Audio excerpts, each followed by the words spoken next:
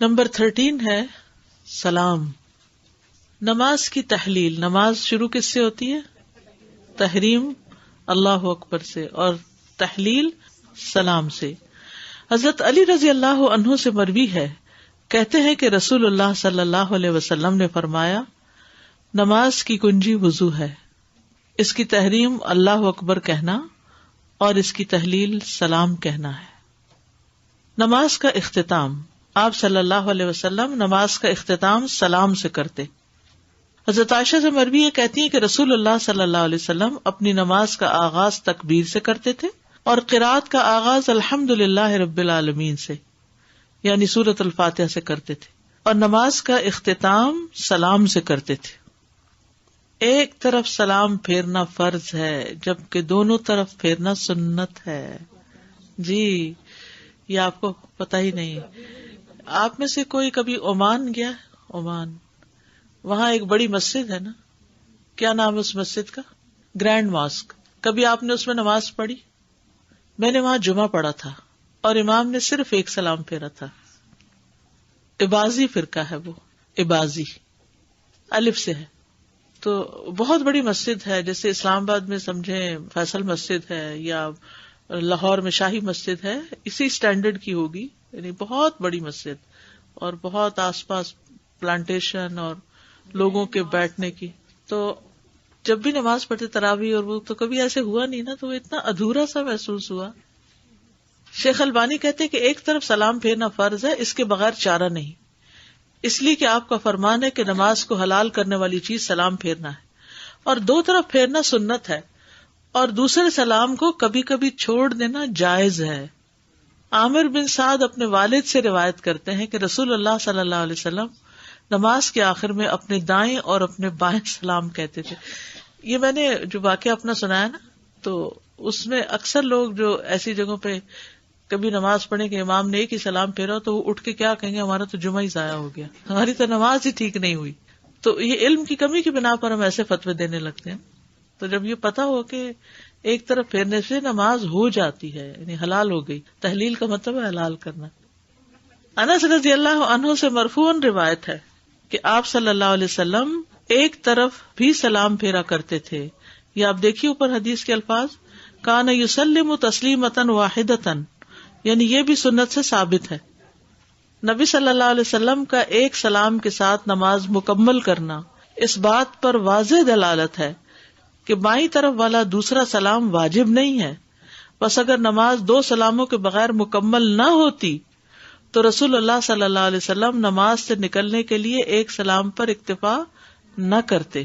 امام نووی نے المجموع میں کہا ہے کہ ہمارا مذہب یہ ہے کہ ایک سلام واجب ہے جبکہ دوسرا واجب نہیں، اور یہی بات جمہور علماء نے یا سب نے کہی ہے، لیکن اس کے باوجود عوام کو کچھ خبر نہیں. اونچی آواز سے سلام کرنا. زرارہ سعد بن ہشام بن عامر سے روایت کرتے ہیں، وہ کہتے ہیں کہ میں نے عرض کیا، اے ام المومنین، مجھے رسول اللہ صلی اللہ علیہ وسلم کے وطر کے بارے میں خبر دیں. تو انہوں نے کہا، رات کو اللہ آپ صلی اللہ علیہ وسلم کو جب چاہتا اٹھا دیتا تھا، پھر آپ مسواک کرتے اور وضو کرتے، پھر 9 رکعت پڑھتے، ان میں نہ بیٹھتے مگر 8ویں رکعت کے بعد، اس میں اللہ کا ذکر کرتے، اس کی تعریف کرتے اور دعا کرتے، پھر کھڑے ہو جاتے اور سلام نہ پھیرتے، یعنی 8ویں کے بعد سلام نہیں پھیرتے تھے، کھڑے ہو جاتے جیسے ہم دوسری رکعت کے بعد کھڑے ہو جاتے ہیں، اور 9ویں رکعت پڑھتے، یہ حدیث پیچھے بھی گزر چکی ہے، پھر بیٹھتے اور اللہ کا ذکر کرتے، اس کی تعریف کرتے اور اس سے دعا کرتے، پھر ایک سلام پھیرتے اور ہمیں سلام سنواتے. کیوں سنواتے تھے؟ نماز ختم ہو گئی ہے اور یا یہ کہ تم بھی اٹھ جاؤ. زرارہ بن اوفا بیان کرتے ہیں کہ عائشہ رضی اللہ عنہا سے رسول اللہ صلی اللہ علیہ وسلم کی رات کی نماز کے بارے میں پوچھا گیا تو انہوں نے کہا کہ آپ اپنے مصلی پہ تشریف لے آتے، آپ 8 رکعت پڑھتے، ان میں آپ ام الکتاب سورۃ فاتحہ اور قرآن کی کوئی سورت پڑھتے، اور جو اللہ چاہتا یعنی وہ پڑھتے. آپ ان رکعات میں نہ بیٹھتے یعنی تشہد کے لیے، صرف 8ویں رکعت میں بیٹھتے مگر سلام نہ پھرتے، پھر 9ویں رکعت میں قرات کرتے، پھر بیٹھتے اور جو اللہ چاہتا وہ دعا کرتے اور اس سے سوال کرتے اور اسی کی طرف رغبت کرتے، پھر سلام کہتے، ایک ہی سلام، بڑی اونچی آواز سے سلام، اس قدر اونچی آواز کے قریب ہے کہ گھر والے اس زور کی آواز کی وجہ سے جاگ اٹھے. تو سلام اکیلے نماز میں بھی کبھی اونچی آواز سے پڑھا جا سکتا ہے. بعض اوقات ایسا ہوتا ہے نا کہ کوئی گھر میں آتا ہے اور یعنی آپ کو پتا ہوتا ہے کہ اس کو نہیں پتا ہوتا آپ گھر میں، یعنی وہ دوسرے کمرے میں ہی ہے یا کہیں، تو آپ جب سلام پھیرتے ہیں اور اونچی آواز سے السلام علیکم ورحمۃ اللہ کہہ دیتے ہیں، یا کوئی انتظار ہی کر رہا ہے آپ کا. سلام کہنے کے مختلف طریقے. نمبر 1، دائیں اور بائیں جانب السلام علیکم ورحمۃ اللہ، السلام علیکم ورحمۃ اللہ یہاں تک کہنا. اس کی دلیل کیا ہے؟ عبداللہ رضی اللہ عنہ سے روایت ہے کہ نبی صلی اللہ علیہ وسلم نماز کے اختتام پر اپنی دائیں اور اپنی بائیں طرف سلام کیا کرتے تھے، حتیٰ کہ آپ کے رخساروں کی سفیدی دیکھی جاتی تھی، یعنی اتنا منہ موڑتے تھے. اب دیکھیں نا، آپ صحابہ پیچھے صف میں ہوتے تو آپ ایسے نہیں السلام علیکم ایسے نہیں کرتے تھے، ایسے نہیں کرتے تھے، بلکہ کیا کرتے، پورا منہ موڑتے تھے کہ آپ کے گال پیچھے والے دیکھ لیتے تھے. نمبر 2، دائیں جانب السلام علیکم ورحمۃ اللہ کہنا اور بائیں جانب السلام علیکم کہنا. کبھی آپ اپنی دائیں جانب السلام علیکم ورحمۃ اللہ کہتے اور اپنی بائیں جانب السلام علیکم کہتے، بس یہ دوسرا طریقہ تھا. اس کی دلیل سنن النسائی سے ہے. واسع بن حبان سے روایت ہے، کہتے ہیں کہ میں نے ابن عمر سے کہا مجھے بتائیے کہ رسول اللہ صلی اللہ علیہ وسلم کی نماز کیسے تھی، تو انہوں نے آپ کے سلام کا ذکر کیا کہ آپ اپنی دائیں جانب السلام علیکم ورحمۃ اللہ اور اپنی بائیں جانب السلام علیکم کہتے. نمبر 3، دائیں جانب السلام علیکم ورحمۃ اللہ وبرکاتہ کہنا اور بائیں جانب السلام علیکم ورحمۃ اللہ کہنا. اب یہ ان سب طریقوں پر عمل کر کے سنتیں زندہ کیجیے، یہ سبھی مسنون ہے. سنت زندہ کرنے کا الگ ثواب ہے ایک. تو یہ جو ورائٹی ہے اس میں کبھی ایک طرح کر کے، کبھی دوسری طرح، کبھی تیسری طرح سنت زندہ کیجیے.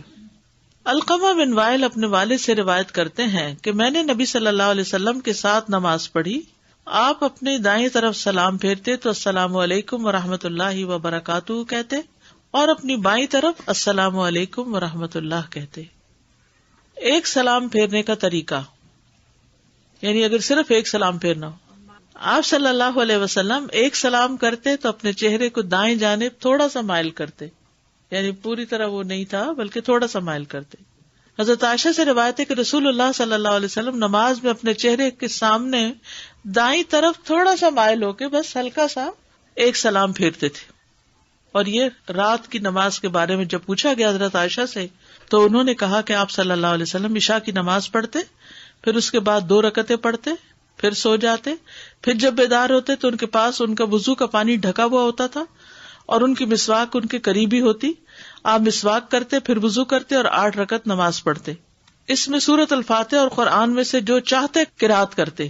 یا راوی نے کہا کہ جو اللہ چاہتا اس کی قرات کرتے. آپ ان رکعتوں میں نہ بیٹھتے سوائے 8ویں رکعت میں. آپ صلی اللہ علیہ وسلم اس میں بیٹھتے، تشہد پڑھتے، پھر کھڑے ہوتے اور سلام نہ پھیرتے، پھر 1 رکعت ادا کرتے، پھر بیٹھتے، تشہد پڑھتے، دعا کرتے، پھر 1 سلام پھیرتے اور کہتے السلام علیکم. آپ اس کو کہتے ہوئے اپنی آواز بلند کرتے حتیٰ کہ ہمیں جگا دیتے. 2 سلام پھیرنے کا طریقہ، اور اس میں تو یہی آ گیا نا پہلے کہ دائیں طرف کی بھی سفیدی نظر آتی اور پھر بائیں طرف بھی جب آپ سلام پھیرتے تو آپ کی گال کی سفیدی نظر آتی تھی.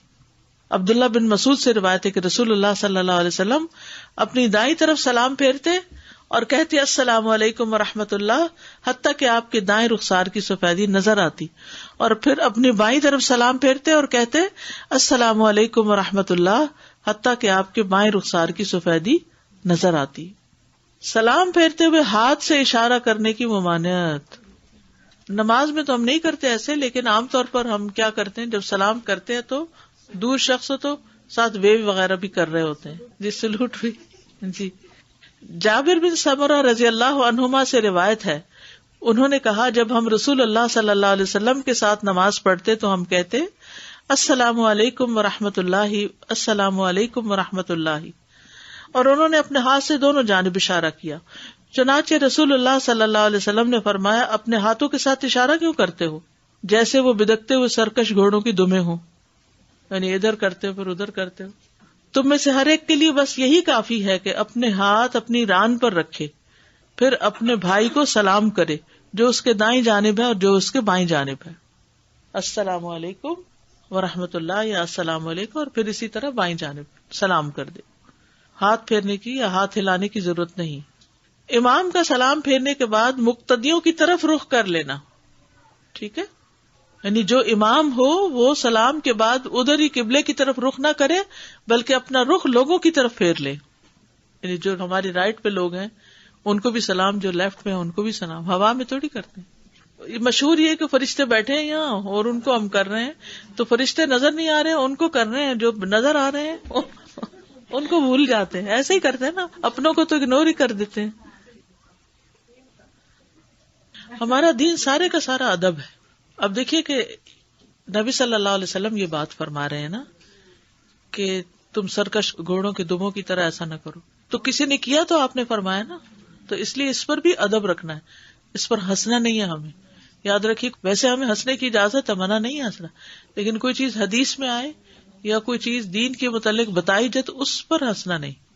عام روزمرہ زندگی میں بہت سی ہنسنے کی چیزیں ہیں. ادب جو ہے نا، بڑوں کا ادب، دین کا ادب، دین والوں کا، احادیث کا، قرآن کی آیات کا، با ادب با نصیب. استاذہ جی، آپ نے ضمناً ہلکا سا بس مینشن کیا کہ نماز کے علاوہ بھی بعض لوگ اشارہ کرتے ہیں سلام کے ساتھ. آپ نے ہلکی سی بات کہی کہ یہ تو نماز کے متعلق ہے، لیکن نماز کے علاوہ بعض لوگ سلام کے ساتھ اشارہ کرتے ہیں ہاتھ کا. تو is there any more detail to it? دیکھیے، قریب والا ہوگا تو کیا کریں گے، ہم ملا لیں گے، مسافہ کریں گے. جب دور کوئی ہوتا ہے تو بعض اوقات منہ سے نکلا ہوا سلام پہنچتا نہیں، تو اس میں ہاتھ سے ہم اشارہ کر دیتے ہیں. تو شاید اس وقت بھی ایسی عادت ہوگی تو انہوں نے نماز میں بھی منہ کے ساتھ ساتھ ہاتھوں سے بھی کر دیا. تو آپ نے دیکھ لیا تو آپ نے منع فرمایا کہ ہاتھ نہیں ہلانا، اس میں صحیح ہمیشہ کے لیے منع کر دیا. لیکن ادر دین نماز عام طور پہ کسی کو دور سے دیکھ کے آپ نے ویو کر دیا تو جی کر سکتے ہیں. جی سزا، جب آپ نے یہ حدیث نا کہ رات کو جو 8 رکعت پڑھتے تھے اور پھر 9ویں رکعت میں نبی صلی اللہ علیہ وسلم وہ بیٹھ کے اور پھر 9ویں رکعت ایک علیحدہ پڑھتے، تو اس میں دیکھا کہ 2 رکعتوں میں وہ نہیں بیٹھتے تھے، تو وہ 8 رکعت کنٹینیوس اسٹریچ 8، یعنی جیسے ہم گھر میں جیسے ہم پڑھے، ہم اگر پڑھے ہوں تو اس میں پھر 2 کے بعد ہم نے وی ڈونٹ ہیو ٹو ضروری نہیں، سیدھے سیدھے سے پڑھتے چلے جائیں. جی جب میں نے سلام پھیرا تو پھر میں ان کی شامل ہوئی تو وہ رکوع کر رہے تھے، میں رکوع میں شامل ہو گئی، اور دوران مجھے خیال آیا کہ میں چوتھی رکعت پڑھوں گی، اپنی ایک رکعت جو میں نے نہیں پڑھی سورہ فاتحہ کی، لیکن میں بھول گئی. ان کے ساتھ سلام بھی پھیر لیا، 2 سنتیں بھی پڑھ لی. اس کے بعد مجھے یاد آیا تو 4 رکعت نماز ادا کیجیے. نماز نہیں ہوئی، پوری نہیں ہوئی نا. جی استاد، یہ جو تہجد کے بارے میں جو حدیث ہم پڑھ رہے تھے کہ آپ صلی اللہ علیہ وسلم 1 اسٹریچ میں 8 رکعت تک، تو ویسی کوئی مطلب 4 رکعت بھی کر سکتے ہیں 1 اسٹریچ میں، یا پھر صرف 8 رکعت 8 ملتی ہیں یا 2 ملتی ہیں سلام کے ساتھ؟ 2 یا اگر 5 وتر پڑھنے ہیں تو پھر 4 اس طرح اسٹریچ پڑھیں گے. ٹھیک ہے نا. استاذہ، سلام جب پھیرتے امام تو امام کے دونوں سلام پھیرنے کے بعد ہم اپنا سلام پھیرنا شروع کریں گے؟ ساتھ ساتھ میں نے ایک وہ کلیئر کرنا تھا اس کا، جیسے رفع دین کرتے ہیں اس میں رکوع کے بعد ویسے تو ہم اللہ اکبر کہتے ہیں اور پھر کرتے ہیں، ہاتھ اٹھاتے ہیں. تو اس میں جب رکوع سے واپس آ رہے ہوتے ہیں سامع اللہ لمن حمدہ کہتے ہیں، تو اس میں ہاتھ وہ ڈفرینٹ چیز دوبارہ نہیں اٹھانے، ایک دفعہ بس اٹھتے ہوئے اٹھانے ہیں، نیچے جاتے ہوئے نہیں اٹھانے. اچھا، نیچے جاتے ہوئے نہیں اٹھانے. ٹھیک ہے. نماز کے بعد مصلی پر بیٹھنا. نماز کے بعد بیٹھنے کی کم از کم مقدار کتنی ہونی چاہیے؟ عائشہ رضی اللہ تعالی عنہا سے مروی ہے، کہتی ہے کہ رسول اللہ صلی اللہ علیہ وسلم جب سلام پھیرتے تو اللہم انت السلام ومنک السلام تبارکت یا ذا الجلال یا تبارکت ذا الجلال والاکرام.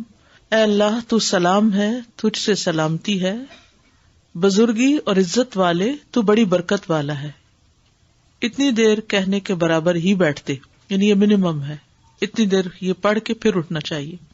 آخری تشہد کے مثل بیٹھنا، یعنی جتنی دیر آپ رکعت مکمل کر کے سجدے سے سلام تک بیٹھے ہیں اتنی دیر آپ بعد میں بھی بیٹھے. براء ابن عازب رضی اللہ عنہ سے مروی ہے، کہتے ہیں کہ میں نے محمد صلی اللہ علیہ وسلم کے ساتھ نماز پڑھنے میں غور و فکر کیا تو میں نے آپ کے قیام، آپ کا رکوع کے بعد آپ کا اعتدال، آپ کا سجدہ، 2 سجدوں کے درمیان جلسہ، سلام پھیرنے تک آپ کا بیٹھنا اور سلام پھیرنے سے واپس جانے کا درمیانی وقفہ تقریباً برابر ہی پایا. باقی چیزوں کی تو ہم پیچھے پڑ چکے ہیں نا، کہ جیسے آپ کا قیام اور پھر رکوع جو تھا برابر ہوتا تھا، اور پھر قومہ اور جلسہ. تو یہاں پر کیا ہے کہ اتحیات مکمل کرنے تک جتنا وقت لگتا ہے سلام پھیرنے کے بعد بھی کم از کم اتنی دیر آپ بیٹھتے تھے مصلی پر. یہ بیٹھنا بہت فائدے کا ہے. یعنی عام طور پر لوگ بس سلام پھیرتے ہی اٹھ جاتے ہیں.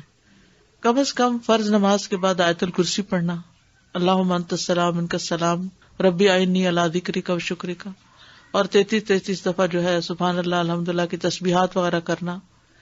فرشتوں کی دعائیں ملنا. ابو ہریرہ کہتے ہیں کہ رسول اللہ صلی اللہ علیہ وسلم نے فرمایا, جب تک تم اپنے اس مصلی پر بیٹھے رہو جہاں تم نے نماز پڑھی تھی اور بے وضو نہ ہو تو فرشتے دعا کرتے رہتے ہیں. کیا دعا؟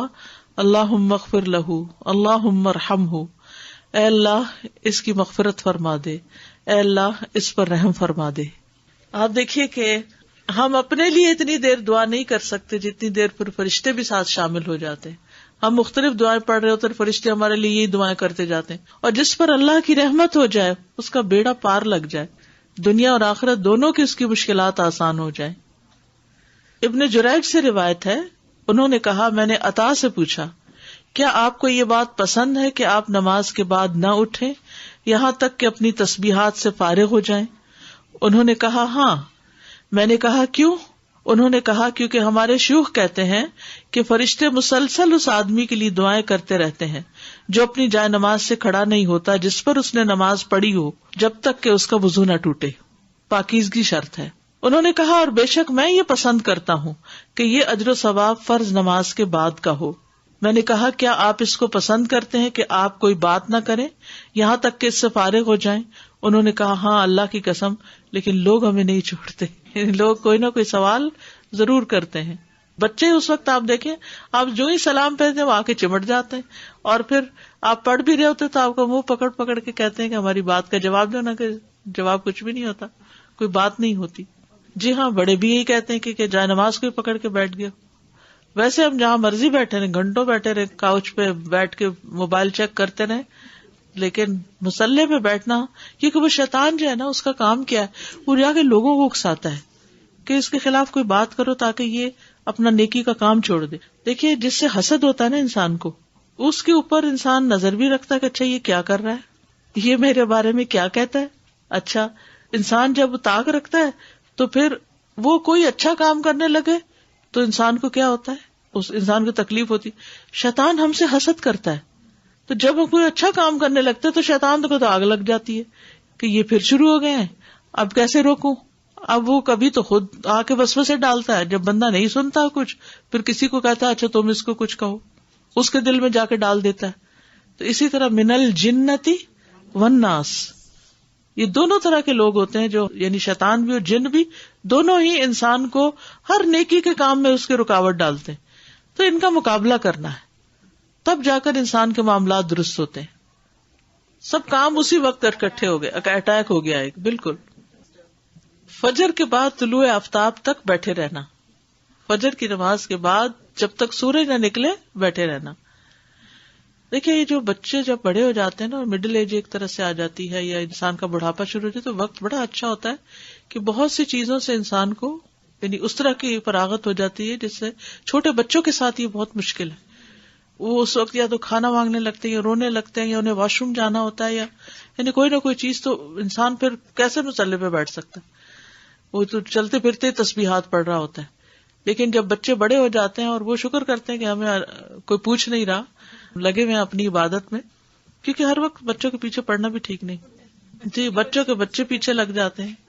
بس یہ ہے کہ گھر والوں کو ایجوکیٹ کرنا بہت ضروری ہے. اگر یہ حدیث آپ ان کے ساتھ شیئر کریں تو انشاءاللہ کچھ فرق پڑے گا, یا لکھ کے لگا دیں کہیں سامنے, اپنی یاد دہانی بھی ہو اور ان کو بھی یاد دہانی ہو.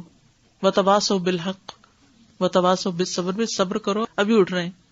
یا جن چیزوں پہ جیسے روٹین ہی ہوتی ہے نا, ہمارے اوقات ایک جیسے ہی ہوتے ہیں نمازوں کے, تو جب لوگ ڈسٹرب کریں تو اسباب جان لیا کریں کہ کیا وجہ کیا پیش آئی. اور ایک دفعہ نماز کے بعد جب آپ بلا رہے تو اٹھ کے پھر ان کو بتائیں کہ نماز کے بعد مجھے تھوڑا سا بیٹھنے دیا کریں, یہ چیز جو چاہیے یہ یہاں پر ہے, یہ فلاں چیزیں. یعنی صرف ایجوکیٹ حدیثوں پہ نہیں, گھر کی چیزوں کے بارے میں بھی ایجوکیٹ کر دیں. کیونکہ بعض اوقات خواتین ہم اپنی مرضی سے چیزیں رکھ دیتے ہیں اور کسی کو نظر نہیں آتی, پھر وہ ڈھونڈنے میں مشکل ہوتی ہے, تو پھر ہماری ضرورت پڑ جاتی. سماک بن حرب سے روایت ہے, انہوں نے کہا میں نے جابر بن سمرہ سے کہا کیا آپ رسول اللہ صلی اللہ علیہ وسلم کے ساتھ مجالس میں شریک ہوتے تھے؟ انہوں نے کہا ہاں بہت زیادہ. آپ جس جگہ صبح کی نماز ادا فرماتے سورج طلوع ہونے تک وہاں سے نہ اٹھتے. فجر کے بعد نبی صلی اللہ علیہ وسلم جب تک سورج نہ نکل آتا آپ نہیں اٹھتے تھے.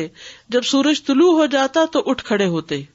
جابر بن سمرہ رضی اللہ عنہ سے روایت ہے کہ نبی صلی اللہ علیہ وسلم جب فجر پڑھتے تھے تو اپنی نماز کی جگہ پر بیٹھے رہتے حتیٰ کہ سورج اچھی طرح نکل آتا. فجر اور عصر کے بعد بیٹھنے کی فضیلت ہے. رسول اللہ صلی اللہ علیہ وسلم نے فرمایا جو لوگ نماز فجر سے سورج نکلنے تک اللہ تعالیٰ کا ذکر کریں مجھے ان کے ساتھ بیٹھے رہنا زیادہ پسند ہے اس سے کہ اولاد اسماعیل سے 4 غلام آزاد کر دوں. وہیں بیٹھے رہنا زیادہ پسندیدہ ہے. اور میں ایسے لوگوں کے ساتھ بیٹھا رہوں جو نماز عصر سے سورج غروب ہونے تک اللہ کا ذکر کریں. اگر ہفتے کے سارے دن نہیں کر سکے تو کم از کم جمعے کے دن ضرور کوشش کریں. اگر سارا وقت عصر سے مغرب تک نہیں تو کم از کم 10 منٹ 15 منٹ غروب سے پہلے، کیونکہ دعاؤں کی قبولیت کا وقت ہوتا ہے. تو اپنے ٹائم ٹیبل اس طرح سیٹ کریں نا کہ وہ آپ کا فری پیریڈ ہو جائے اس میں، اور اس میں آپ اپنی ٹائم نکال لیں. اور جب دعا پڑھنے لگے تو دوسروں کو بتائیں کہ میں آپ سب کے لیے دعائیں مانگنے لگی ہوں. کچھ آپ کو ملنے والا پھر ان کو صبر آ جاتا ہے. جی ان کی لسٹ بھی مانگا آپ کو کیا کیا دعائیں کروانی ہے میں کرنے لگی. فجر اور عصر کے بعد بیٹھنے کی فضیلت میں جو نماز عصر سے سورج غروب ہونے تک اللہ کا ذکر کرے یہ مجھے اس سے زیادہ پسند ہے کہ 4 غلام آزاد کروں. نماز کے بعد کی دعائیں ہیں. نماز کے بعد کی دعاؤں کے آداب: دل کو حاضر رکھتے ہوئے ذکر کرنا. ذکر سے مراد اس طرح ذکر کرنا جس میں دل حاضر ہو. ذکر ہوتا ہے یاد، تو یاد کیا ہوتی ہے؟ دل میں ہوتی. تو یاد زبان پہ تھوڑی ہوتی، اصل ذکر تو دل کا ذکر ہے. بس ذکر کرنے والے کا یہی مقصد ہونا چاہیے اور وہ اس حالت کو حاصل کرنے کی رغبت بھی رکھے. وہ جو بھی ذکر کرے اس پر تدبر کرے اور اس کے معنی کو سمجھے. اس کے معنی کو سمجھے. تدبر سے ذکر کرنا. ذکر میں غور و فکر اتنا ہی مطلوب ہے جتنا کہ قرآن کی قرأت میں مطلوب ہے، کیونکہ معنی اور مقصود میں دونوں برابر ہیں. معنی و مقصود سے مراد اللہ تعالیٰ کی طرف دل سے متوجہ ہونا، اور یہ کہ اللہ مجھے میرے عمل اور میری عبادت کو دیکھ رہا ہے. اور یہ کہ اللہ مجھے میرے عمل اور میری عبادت کو دیکھ رہا ہے. یہی وجہ ہے کہ صحیح چنا ہوا اور پسندیدہ مذہب یہ ہے کہ ذکر کرنے والا کا لا الہ الا اللہ کو لمبا کر کے پڑھنا مستحب ہے، کیونکہ اس سے تدبر آ جائے گا. لا الہ الا اللہ، لا الہ الا اللہ. کیونکہ جب تک لا کہیں گے تو کیا ہوگا؟ وہ دھیان آ ہی جائے گا اس طرف. لا الہ الا اللہ، لا الہ الا اللہ، اس سے نہیں آتا لا الہ الا اللہ. سلف صالحین اور بعد میں آنے والے نیک ائمہ کے اقوال اس میں مشہور ہیں. نماز کے بعد آہستہ آواز میں ذکر کرنا. علامہ البانی رحمۃ اللہ علیہ کہتے ہیں کہ اذکار میں اصول یہ ہے کہ ان میں آواز کو دھیما رکھا جائے، جیسے کہ کتاب و سنت میں صراحت بیان کر دی گئی ہے، سوائے ان کے جن کو مستثنیٰ کیا گیا کہ یہ اونچی آواز میں کرو. خاص طور پر اس صورت میں جب اونچی آواز کرنے میں نمازی کے لیے یا کسی ذکر کرنے والے کے لیے کوئی پریشانی کا باعث ہو. کوئی پڑھ رہا ہے، کوئی سو رہا ہے، کوئی کسی اور چیز میں غور و فکر کر رہا ہے، اور آپ ایسے ذکر کر رہے ہیں کہ اس کو نہ سمجھ آ رہی ہے، نہ وہ آپ کے ساتھ شریک ہے اور نہ ہی وہ اپنے کسی کام کا، تو اس میں پھر ڈسٹربنس ہوتی ہے. اور خصوصاً اس حالت میں جب یہ ذکر ایک جماعت کا اکٹھے ہو کر بلند آواز سے ہو. یعنی بعض ممالک میں 10 دفعہ لا الہ الا اللہ کہنے میں لوگ آواز بلند کرتے ہیں، اور وہ آپ کے اس فرمان کی پرواہ نہیں کرتے کہ اے لوگو تم سب اپنے رب سے سرگوشی کرتے ہو، تو تم ایک دوسرے کے اوپر قرات کو اونچا کر کے نہ پڑھو، اس سے تم مومنوں کو تکلیف دو گے. ٹھیک ہے. صرف تعلیم کی غرض سے اونچی آواز میں ذکر کرنا ہو، سکھانے کے لیے. امام شافعی نے اپنی کتاب الام میں فرمایا، میں امام اور مقتدی کے لیے یہ چیز پسند کرتا ہوں کہ وہ نماز کا سلام پھیرنے کے بعد ذکر مخفی کر دیں. ہاں اگر کوئی امام پسند کرتا ہو کہ لوگ اس کا ذکر سن کر اس سے سیکھ لیں تو وہ اونچی آواز میں ذکر کر سکتا ہے. جیسے بچوں کو سکھانے کے لیے سبحان اللہ سبحان اللہ سبحان اللہ تسبیح پڑھ رہے ہیں، آیت الکرسی پڑھ رہے ہیں، بچے کو آپ ساتھ نماز پڑھا رہے ہیں تو اس میں کوئی حرج نہیں. یہاں تک کہ جب وہ خیال کرے کہ اس سے لوگوں نے سیکھ لیا ہے تو اس کے بعد وہ پھر دل میں پڑھنا شروع کرے. جیسے کلاسز میں بھی ہوتا ہے نا کہ شروع میں اونچی آواز میں کہلوا کے پڑھواتے ہیں، پھر کہتے ہیں بلند آواز سے پڑھے، کیونکہ پتہ نہیں چلتا کہ چپ کر کے کوئی پڑھ بھی رہا ہے کہ نہیں پڑھ رہا. بعض لوگ تو بلند آواز میں بھی گم ہو جاتے ہیں. تو اس میں یہ ہے کہ جب سیکھ جائے انسان تو پھر بلند آواز سے نہ پڑھے, پھر آہستہ ہی پڑھے, کیونکہ اللہ سبحانہ وتعالیٰ فرماتے ہیں وَلَا تَجْهَرْ بِصَلَاتِكَ وَلَا تُخَافِتْ بِهَا, تم نہ اپنی قرات کو اونچا کرو اور نہ ہی بالکل دھیما, یعنی دعا کرتے ہوئے. ٹھیک ہے, صلات کا معنی کیا ہے؟ دعا. البانی کہتے ہیں سنت سے جو ثابت ہے کہ سری نمازوں میں امام بعض اوقات قرات کو ظاہر کرے تاکہ لوگوں کو سکھا سکے, جیسا کہ صحیح ہے اور دوسری کتابوں میں ہے کہ نبی صلی اللہ علیہ وسلم ان کو ظہر اور عصر کی نماز میں کوئی نہ کوئی آیت سنا دیتے تھے. یہ صحیح ابو داؤد میں ہے. اور عمر رضی اللہ عنہ سے صحیح ثابت ہے کہ آپ لوگوں کو دعائے استفتاح سبحانک اللہم اونچی پڑھ کر سناتے تھے. اسود بن یزید کہتے کہ عمر ہمیں یہ اونچا سناتے تاکہ ہمیں سکھائیں. میں کہتا ہوں کہ جب نماز میں ایسا جائز ہے تو تعلیم کی غرض سے نماز کے بعد ایسا کرنے میں بالولا جائز ہے. یعنی حضرت عمر نے اگر نماز کے اندر ایسا کیا ہے تو نماز کے بعد بھی کوئی حرج نہیں ہے. ٹھیک ہے. نبی صلی اللہ علیہ وسلم کا صرف تعلیم کی غرض سے اونچی آواز سے ذکر کرنا. ابن عباس نے خبر دی کہ نبی صلی اللہ علیہ وسلم کے عہد میں جب لوگ فرض نماز سے فارغ ہوتے تو بلند آواز سے ذکر کرتے, اور ابن عباس فرماتے ہیں کہ میں ذکر سن کر لوگوں کی نماز سے فراغت کو سمجھ جاتا.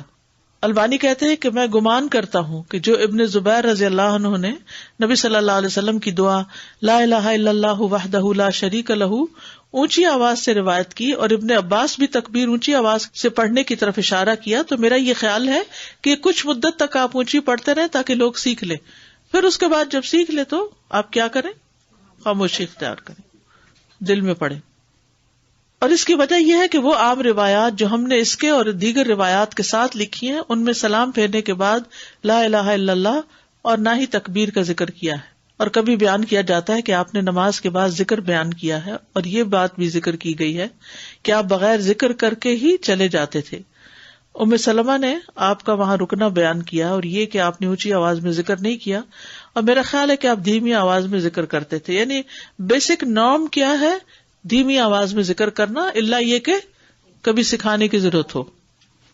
سازا یہ جو فجر کے بعد اور عصر کے بعد بیٹھنے کا ہے, تو مجھے بعض اوقات تھوڑی سی کنفیوژن ہوتی ہے کہ جیسے مصلی پہ جائے نماز پہ بیٹھے ہیں, سم ٹائم ایسا ہوتا ہے ہماری پریگنینسیز چل رہی ہوتی ہیں, یا پھر ایسی ہوتی ہے کہ ہم نیچے اسی جگہ پر نہیں اتنی دیر بیٹھ سکتے, تو کیا ہم اس کے برابر پڑے ہوئے کسی کاؤچ پہ, صوفے پہ یا بیڈ پر بیٹھ کے وہی تسبیحات اپنی کر سکتے ہیں؟ جی ہاں, کر سکتے ہیں. معذور کے احکام ہے نا, جیسے معذور اگر کھڑے ہو کے نماز نہیں پڑھ سکتا تو کیا کرے, بیٹھ کے نہیں تو لیٹ کے, تو معذور کی نماز تو اسی طرح ہو جائے گی ایز لانگ ایز آپ کی نیت ہے اس طرح پڑھنے کی. جسٹ اے سائڈ پوائنٹ استاذہ جی کہ یہاں تو نماز کے بعد کے اذکار کی بات ہوئی, بعض اوقات دیکھا گیا کہ کچھ بہنیں نماز کے اندر بھی سجدے کی دعا یا تشہد کی دعا کچھ اس طرح ذرا سی اونچی آواز میں پڑھنے لگتی ہے تو ساتھ والا نمازی کافی ڈسٹرب ہوتا ہے. تو کوئی ایسی چیز نہیں کرنی چاہیے کہ جس سے اپنی نماز تو بہت اچھی ہو جائے مگر دوسرا خلل میں آ جائے. دوسروں کو تکلیف سے ہمیشہ بچائیے. اسی سے ریلیٹڈ میرا بھی سوال ہے. میرے ایک کزن ہے تو وہ اونچی آواز میں نماز پڑھتے ہیں ہر وقت. ہاں ہر وقت. وہ کہتے ہیں کہ جب میں آرام سے پڑھتا ہوں تو مجھ سے غلط ہو جاتی ہے ساری نماز, تو جب میں اونچی آواز میں پڑھتا ہوں تو پھر میری کتنی اونچی پڑھتے ہیں؟ ہم سنتے ہیں. نہیں اتنا تو نہیں پڑھنا چاہیے کیونکہ سنت یہ نہیں ہے. ہاں جب وہ پڑھ رہے ہوتے ہمیں آواز آتی کہ وہ کیا پڑھ رہے, مطلب سارا ہمیں پتہ پڑ جاتا ہے اتنا. تو اس طرح مطلب کرنا اتنا ہو کہ اپنے آپ کو سنا لے, لیکن مطلب وہ صحیح نہیں, بہت اونچا نہیں, پورے گھر کو تو نہیں سنانا.